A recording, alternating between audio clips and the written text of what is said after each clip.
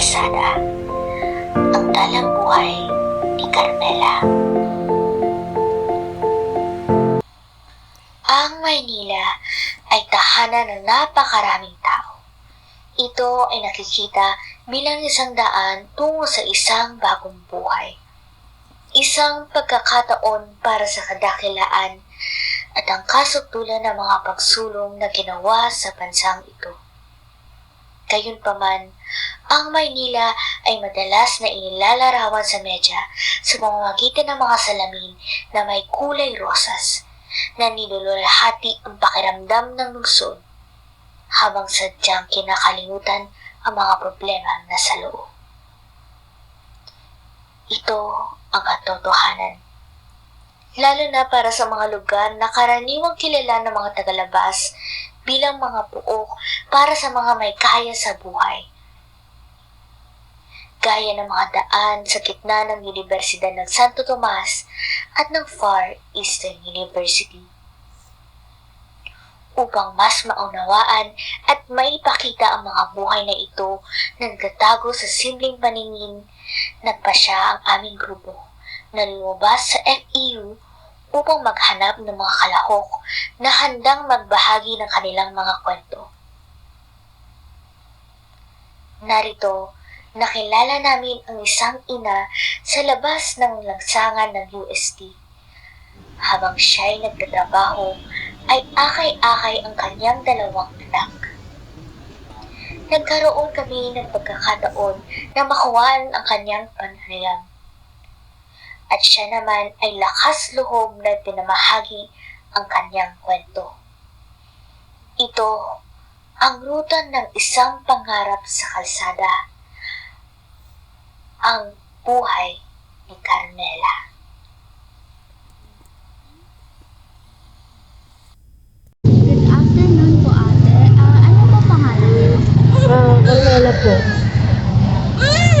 Ano po name ng dalawa niyo? Sarah May Samantha. Sino po siya?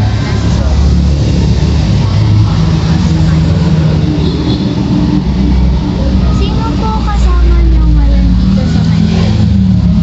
Asawa ko lang po. At yung nanay ko. Asan po mama niyo ngayon? Nasa barangay. Naka-duty. Yung asawa niyo po, asan? Sa dulo po. Gaano katagal na po kayo dito sa Manila? Ano? Anong age po kayo na pumunta po kayo dito? 11. Taga Manila po ba talaga kayo? Saan po kayo banda? Sa Isitan Rec. Kamusta po buhay niyo dito? Mahirap po ba? Ano po mga nararanasan niyo ngayon? Ano lang po eh. Sa kumita. Ano po work niyo ngayon? Wala, ito lang po.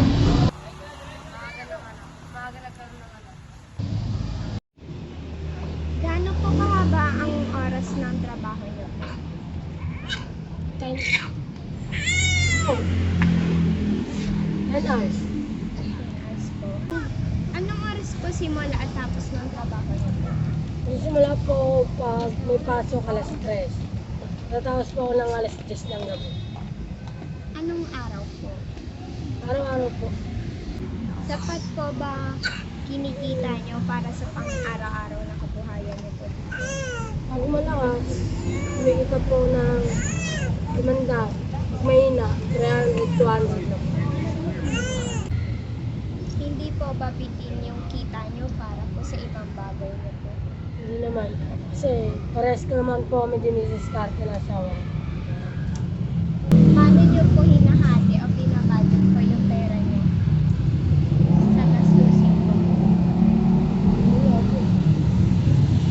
Nagagastos ko rin po sa isang araw. Ano-ano po po pinanggagastusan niyo?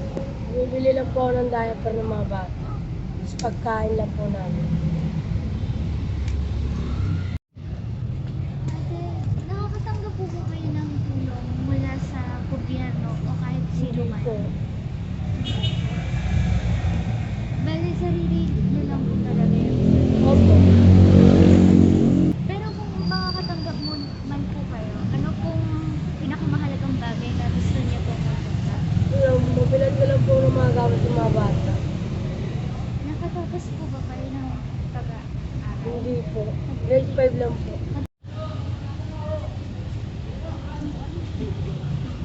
Ate, ano po yung pinangarap niyo po nung bata po kayo at nung dumating po kayo sa Maynila?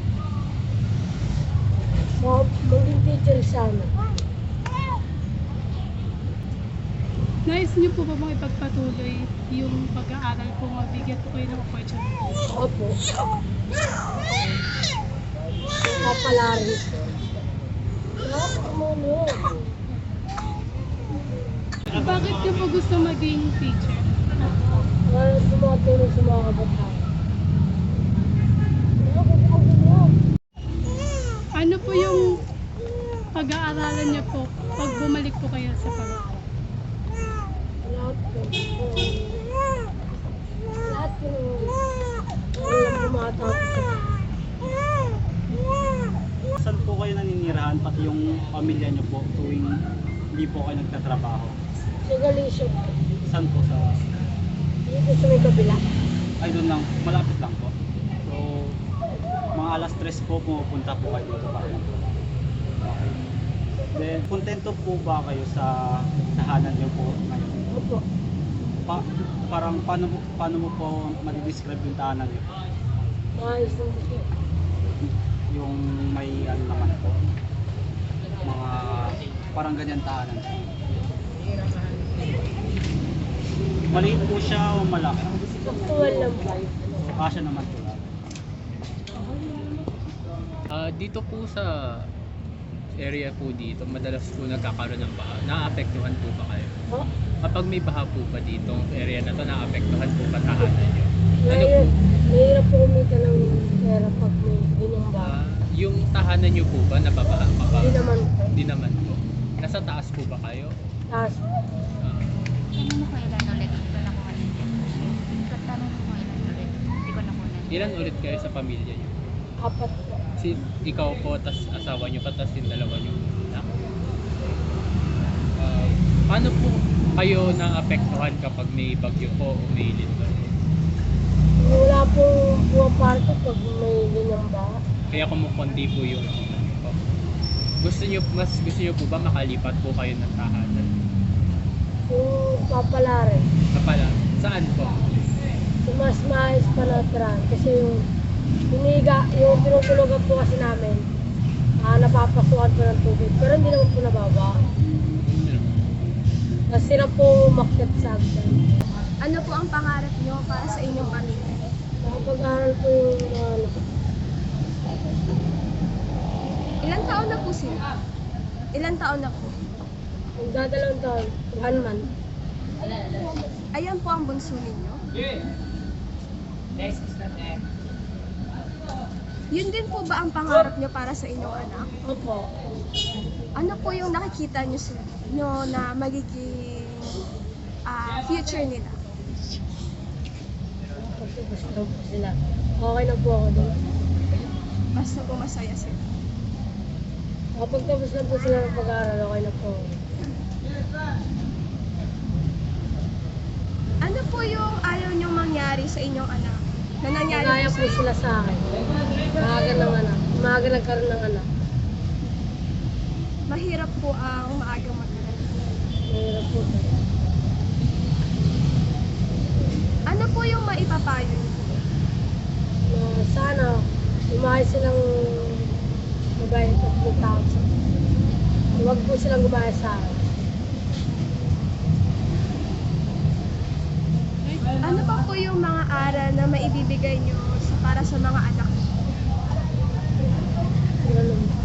Bukod po dun sa nasabi niyo po kanina. Oh, Ano pa po yung maipapayo niyo sa anak niyo po? Bukod pa po sa nasabi niyo po kanina. so, lumaki lang po silang mabait. Mapag-aaral lang po ng mabuti. May pangarap po ba kayo na school para sa kanila? Ano po? Teacher. Maging teacher.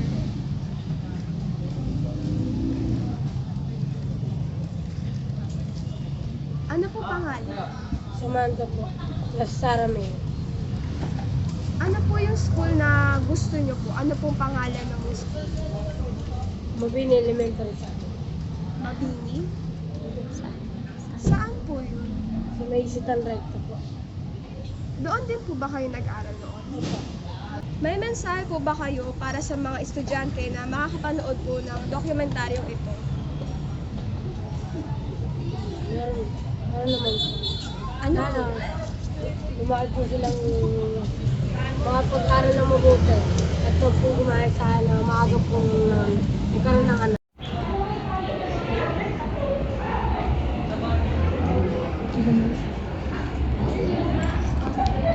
Ang takbo ng ating buhay ay nakaayon sa ating mga desisyon.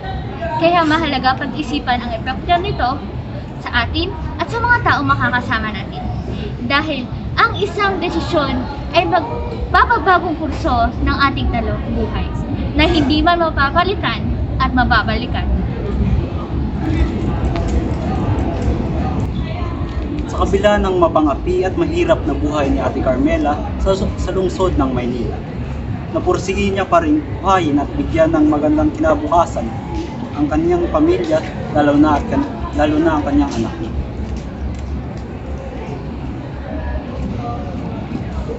Yung nakikita kong aral sa naging buhay ni Ate Carmela ay kahit anong nangyari sa buhay niya ay kukunin niya pa rin ang oportunidad na mabibigay sa kanya at tutuparin niya pa rin ang kanyang pangarap na mag-aral at makapagtapos ng kursong edukasyon o pagiging guro at matulungan ng mga kabataan.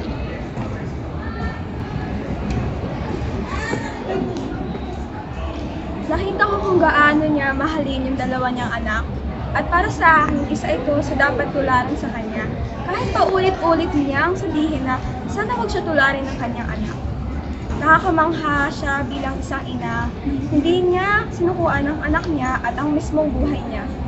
Kahit gaano ito kahirap. Sa tingin ko karapat-dapat siya kamanghaan bilang isang mapagmahal na ina at isang tao na hindi sumusuko sa kahit anong hirap ng buhay.